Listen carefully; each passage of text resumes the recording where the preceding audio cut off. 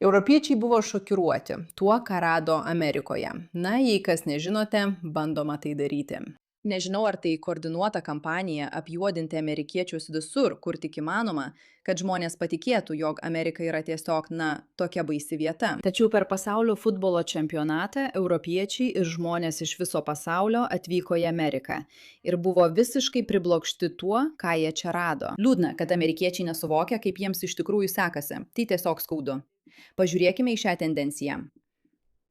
Didžiulė metaforologija, nes Amerika visiškai nepanaši į tai, ką mums pasakoja žiniasklaida. Visi čia tokie draugiški, visi labai paslaugus ir atvirai pasakius, aš čia praleidau nuostabų laiką. Sekmadienį skrendu namo, o anglai turi dainą, kurioje dainuojame. Prašau, neišvežkite manęs namo, aš tiesiog nenoriu grįžti į darbą. Leiskite man likti čia ir išgerti visą jūsų alų. Ir niekada taip nesusitapatinau su ta daina, kai būdamas Amerikoje per šį pasaulio čempionatą. Norėčiau pasilikti ir iki galo stebėti turnyrą, žiūrėdamas Anglijos rungtynes. Taigi, jei yra kas nors, kas galėtų man padėti tai įgyvendinti, prašau praneškite man. Aš nieko labiau nenoriu, kaip tik pasilikti JAV. Taip liūdna galvoti, kad vėl ir vėl girdime šią retoriką. Amerika yra blogiausia. Žmonės nori išvykti. Jūs nesuprantate, kokia bloga yra politika. Ir tada yra tie europiečiai, kurie ten tiesiog puikiai leidžia laiką. Pavyzdžiui, aš esu Floridoje.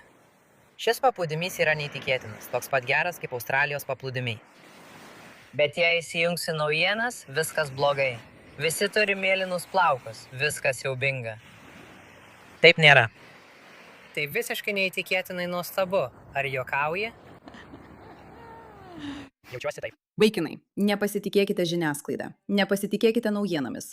Jie visada bando priversti jūs manyti, kad viskas griūva. Bet iš tikrųjų, šiame pasaulyje vis dar vyksta daug gerų dalykų.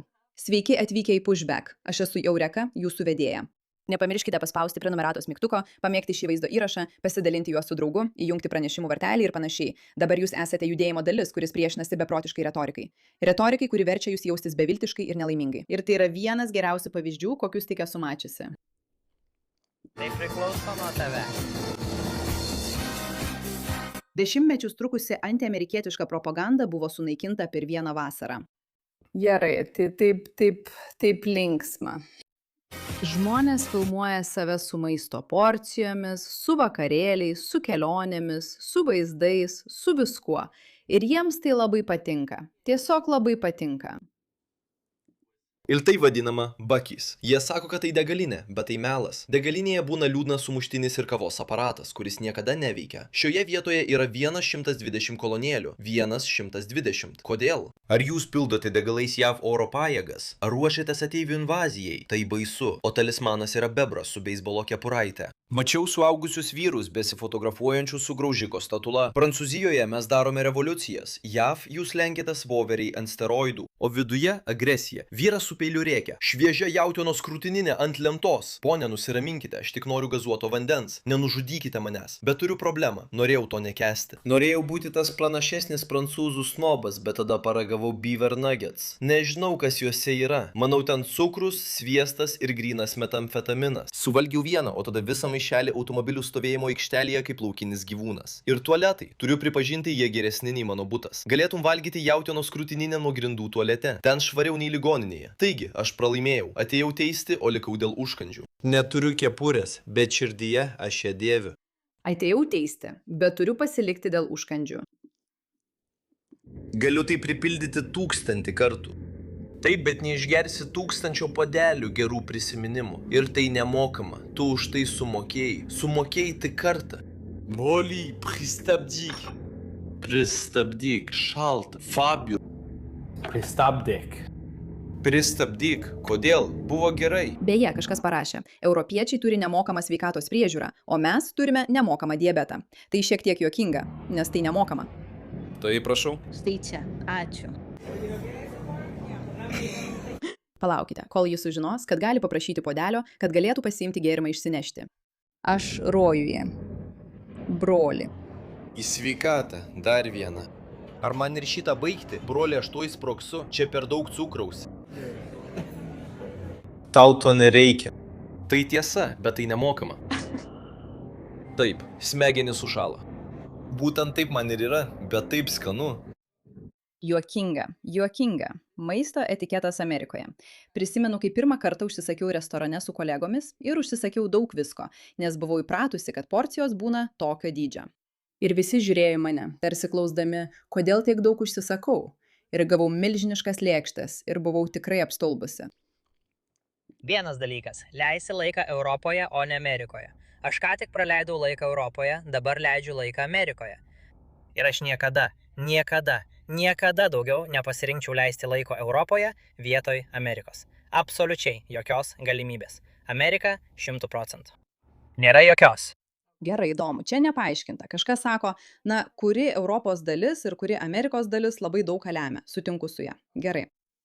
Amerikiečiai varo ant JAV sausumins tyranny. Man tavęs dabar reikia. Tai porcijos. Sakau tau, tai maisto porcijos. Tai parduotuvės. Tai daiktų dydis. Tai komfortas. Tai prieinamumas. Bet žinai, daugeliu atžvilgių, kai girdi tą frazę, sunkus laikai užgrūdina. Sunkus laikai užgrūdina vyrus. Sunkus laikai užgrūdina vyrus. Lengvi laikai padaro vyrus silpnais. Taip, štai tokia ta frazė, supratau. Tai ir vyko Amerikoje, nes žmonės gyvena taip neįtikėtinai patogiai, kad mano, jo gali tiesiog skųstis dėl visko, kas vyksta, užuot iš tikrųjų įvertinę, kaip gerai jie gyvena. Šalis pasaulyje. Ne. Jei jums būtų pasiūlytas bilietas į vieną pusę, visos išlaidos apmokėtos, išvykti iš šalies, ar sutiktumėte? Ir kur vyktumėte? Kažkas, kas čia parašė Rusija, Palestina arba Šiaurės Korėja. Tai gana juokinga. Iš tikrųjų nežinau, kur eičiau. Tu nekenti būti čia. Bet tu neišeisi, tiesiog užsičiaupk. Tai tik tiesa, ar ne? Žmonės nuolat skundžiasi, bet jie iš tikrųjų nevertina gerų dalykų, kuriuos turi. Ir kai jiems staiga pasiūloma galimybė eiti kažkur kitur, jie tarsi klausia, o kur man dar eiti? Black Brizas. Ateikite pas šeimininką. Dabar nežinau, ar pastebėjote, kiek peržiūrų turi šie vaizdo įrašai, bet čia turite daugiau nei 500 000 patiktukų. Čia turite beveik 100 000 patiktukų, čia turite 50 000 patiktukų, čia turite daugiau nei 1 000 000 patiktukų, čia turite 500 000 patiktukų, čia turite 750 patiktukų, čia turite 450 000 patiktukų, 250 000 patiktukų. Amerikiečiai nesuvokia, kaip stipriai pasaulis keičiasi. Amerikos suvokimas keičiasi vien dėl šio didelio įvykio. Dabar vykstame į Dalasą Anglijos rungtynėms. Rytoj keliausime į Oklahoma City, po to į Bransoną ir Missouri kitą dieną, o tada važiuosime į Nešvilį. Parašykite komentaruose, kokiose vietose lankotės. Aš esu Britas Amerikoje ir ši vieta yra visiškai beprotiška. Bukijai čia yra gal kokie 60 skirtingų degalinių darbuotojų.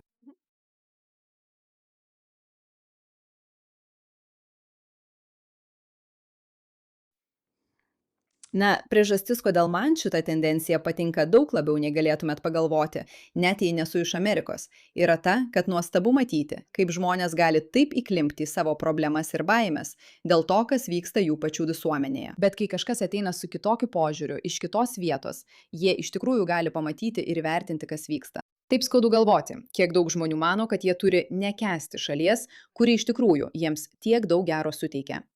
Ar viskas sukasi tik apie maistą, porcijų dydžius? Tikrai ne. Yra daug kitų dalykų, kurie lemia, kad visuomenė būtų puikia vieta gyventi. Tačiau laisvė, švara ir erdvė daugelyje skirtingų vietų Amerikoje. Žinoma, mes nekalbame apie visas vietas. Tai yra tai, ką amerikiečiai turėtų vertinti, gerbti ir suprasti, kad ne, nesvarbu, kiek žiniasklaida nuolat kalba apie tai, kaip viskas blogai, kaip blogai. Žmonės iš kitų šalių gali pamatyti tikrąją tiesą. Ačiū už jūsų dėmesį šiam klausimui.